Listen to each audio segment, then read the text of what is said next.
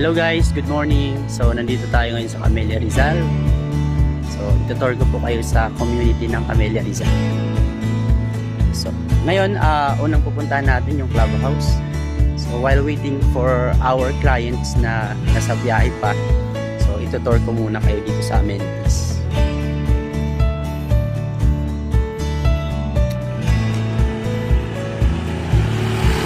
Shout out sa ating kasamang property consultant, si Nash.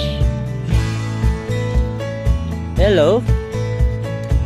So ito guys, yung natin yung clubhouse dito sa Camellia Rizal.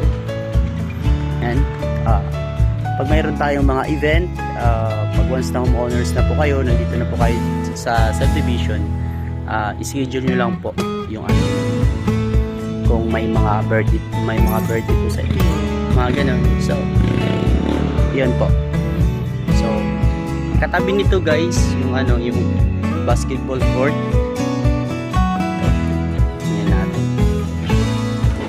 Nash, mo yung baka mag-text si ma'am, no? So ayan yun, nandito yung basketball court. Kita natin dito.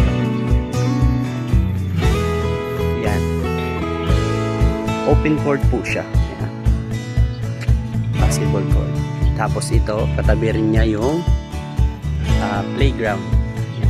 Para sa mga bata, may mga maliit na bata na gustong mag-enjoy sa amenities natin, na mayroon tayong playground.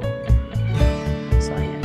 So mayroon tayong yung CR katabi ng clubhouse. So ayun guys, ito yung Camellia Rizal.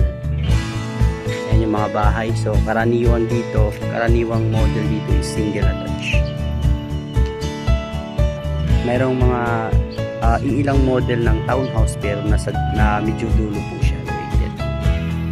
So napaka-presko rito. Ayan. Napaka-presko. Yun yung overlooking siya ng Upper Binangonan. So, ang amenities natin dito pala, walking distance lang, malapit lang sa entrance. Ayan na yung entrance. So, dito lang siya. Nandito ako mismo sa amenities. So, yun lang guys. Share ko lang sa inyo, no? Kung gaano kaganda yung community ng Camellia Homes. So, ayan. Isa sa mga magagandang project natin dito, si Camellia Rizal. Located siya in Barangay Tayuman.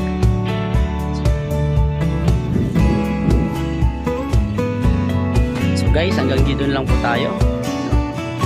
So maraming salamat sa panonood at abangan niyo pa yung mga susunod na vlog. More about real estate.